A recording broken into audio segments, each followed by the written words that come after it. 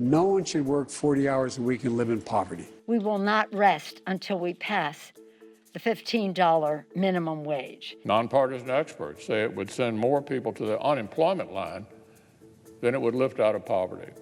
The debate over whether to raise the minimum wage has long been a political sticking point in Washington. 11 years after the last increase of the federal minimum wage to $7.25 an hour, lawmakers have introduced legislation that would raise it over time to $15 by 2025. This would more than double it, bringing the minimum wage to its highest level ever when adjusted for inflation. This uncharted territory has raised questions about its effects on jobs, businesses, and the economy overall. To understand the potential impact of such an increase, the Wall Street Journal asked two economists, as well as a minimum wage worker, what the risks and benefits of a $15 minimum wage would be. 21-year-old Portia Van is a minimum wage worker in Fayetteville, North Carolina. She took a job in food service in April 2020 after she lost her full-time nanny position due to the coronavirus pandemic. She has become active in the Fight for 15 movement, advocating for higher wages. I can't even, put a roof over my head because of my job pay. It's not even about the job, it's how much the job is paying. For workers like Portia Van, a $15 minimum wage would put more money in their pockets. A report by the Nonpartisan Congressional Budget Office found that raising the minimum wage could give 27 million workers a pay bump. But the report also says phasing it in would cost the economy about 1.4 million jobs, as businesses shed workers due to increased labor costs. However, economists vary widely in their own assessments of how many jobs would be lost and what the costs and benefits may be.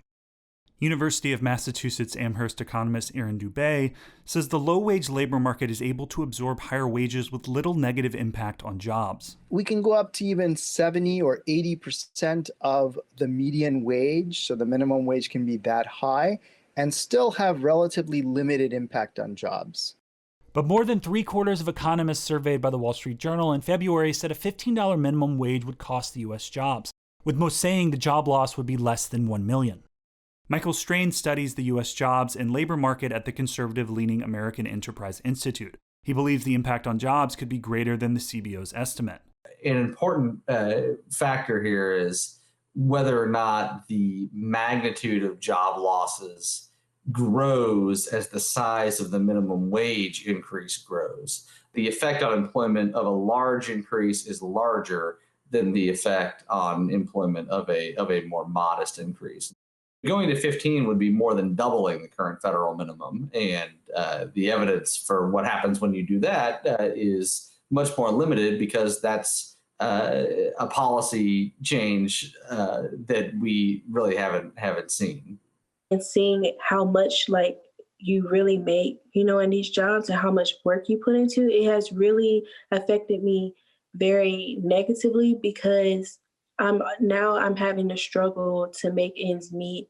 Proponents say that higher minimum wage would alleviate the financial struggle that many low-wage workers face. The CBO report also says that a $15 minimum wage would lift 900,000 Americans out of poverty. I also find that a higher minimum wage leads to less reliance on food stamps and other public assistance. So roughly 35 cents on the dollar ends up actually as taxpayer savings. I have been, thinking about going on to food stamps so that, I could at least, save some type of money because I won't be able to afford to eat every day and pay the rent.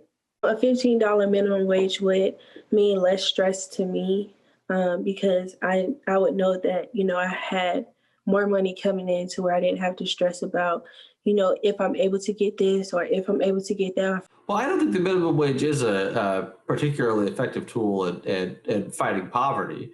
And the reason for that is that a lot of poverty comes from people not having jobs. And if you don't have a job, then a minimum wage increase is not going to help you to get out of poverty. But some economists agree there are more targeted policy tools to alleviate poverty, like the Earned Income Tax Credit.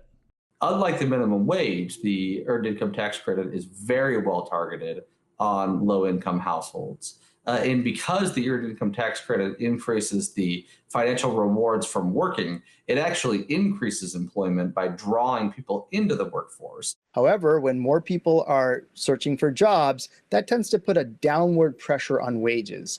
By setting a floor, the minimum wage prevents that wage reduction from taking place, thereby working well together as policies. Another finding in the CBO report is that higher wages would increase the cost of producing goods and services, and some of those costs would be passed on to consumers in the form of higher prices. Overall, what this means is that middle and higher income consumers end up paying for raising wages for those at the bottom. I think that's a feature, not a bug. But there are limits as to how high businesses can raise their prices, and so they'll have to figure out other ways to absorb the additional labor costs. One way they might absorb it is through hiring workers who have relatively more skills or relatively more experience. Those workers will be relatively more productive than the minimum wage workers that they had previously employed. But opponents have said higher wages could force some small businesses to close. If a company is not strong enough or has not brought in enough profit to pay their employees, a reasonable amount that's above poverty, then I don't think that they should be open at all. Proponents of the increase have pointed to the benefits a higher minimum wage can bring to reducing the racial income gap. Currently, Black workers disproportionately earn minimum wage relative to their share of all hourly workers. Recent research published by economists at the University of California, Berkeley, has found the extension of the minimum wage in 1967 can explain more than 20% of the reduction in the racial earnings and income gap during the civil rights era. Any policy that tends to increase wages at the bottom will generally also tend to help people of color more because more low-wage workers tend to be people of color. President Biden says a minimum wage increase would deliver raises for low-wage workers, many of whom were deemed essential during the COVID-19 pandemic.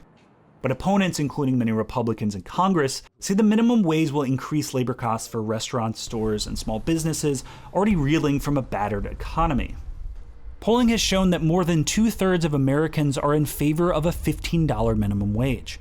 I think the most compelling thing about timing is how long it's been that we have not raised the federal minimum wage.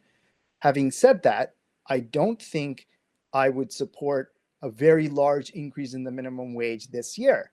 We can pass the policy and phase it in over a number of years to deal with any uncertainties about the recovery from the COVID crisis.